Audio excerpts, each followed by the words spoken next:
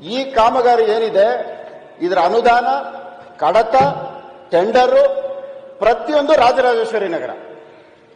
ಈ ಕಾಮಗಾರಿಗೆ ಗುದ್ಲಿ ಪೂಜೆ ಮಾಡಿದಂಥವರು ಇಂದಿನ ಮುಖ್ಯಮಂತ್ರಿ ಬೊಮ್ಮಾಯಿ ಅವರು. ಈ ಸರ್ಕಾರ ಬಂದ ಮೇಲೆ ಇವತ್ತವರೆಗೂ ಇದ್ರ ಬಗ್ಗೆ ಒಂದು ಸಭೆನೂ ನಡೆಸಿಲ್ಲ. ಪ್ರಶ್ನೆ ಬಂದು ಇದು ತಮಗೂ ಸೇರಿರುವಂತ ಕಾಮಗಾರಿ ಇದು. ತಾವು ಬರೋವಾಗಲೂ ಇದೇ ರಸ್ತೆಯಲ್ಲಿ ಬರಬೇಕು. ಇವ್ರನ್ನ ಉಪಮುಖ್ಯಮಂತ್ರಿಗಳಲ್ಲಿ ನಾನು ಮನವಿ ಮಾಡ್ತೇನೆ. ತಾವು ಸಚಿವರಾಗಿದ್ದೀರಿ, ಬಹಳ ಸಂತೋಷ.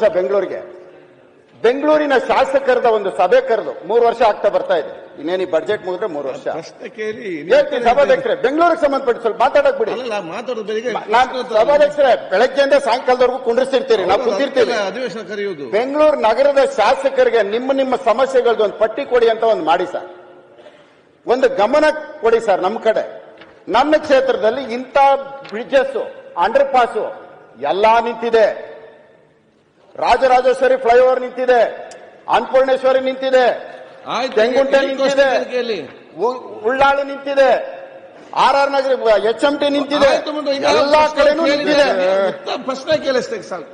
ಅಧ್ಯಕ್ಷರೇ, ನಾನು ಉತ್ತರ ಕೊಡೋದು ಮುಂದರಾಜು ಪ್ರಶ್ನೆ ಕೇಳೋದು.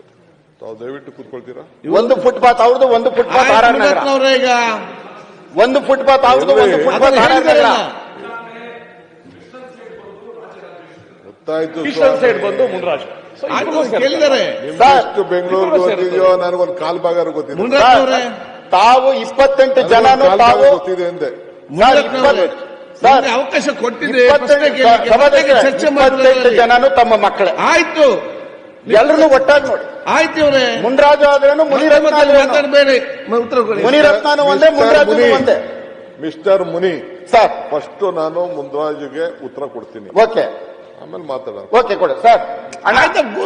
ಅಣ್ಣ, ನಿಮ್ದಾದ್ಮೇಲೆ ನನ್ಗೆ ಉತ್ತರ ಕೊಡ್ತಾರೆ, ಬಹಳ ಸಂತೋಷ. ಅಣ್ಣ ಕೂತ್ಕೊಳ್ಳಿಗ ಸರ್, ತಮ್ಮ ಹತ್ರ 26 ಕೋಟಿ ತಮ್ಮ ಅಕೌಂಟ್ ಅಲ್ಲಿ ಇದೆ. 26 ಕೋಟಿ ಅಕೌಂಟ್ ಅಲ್ಲಿ ಇದೆ. ಈ ವರ್ಕ್ದು ಈ ವರ್ಕ್ 26 ಕೋಟಿ ಅಲ್ಲಿದೆ.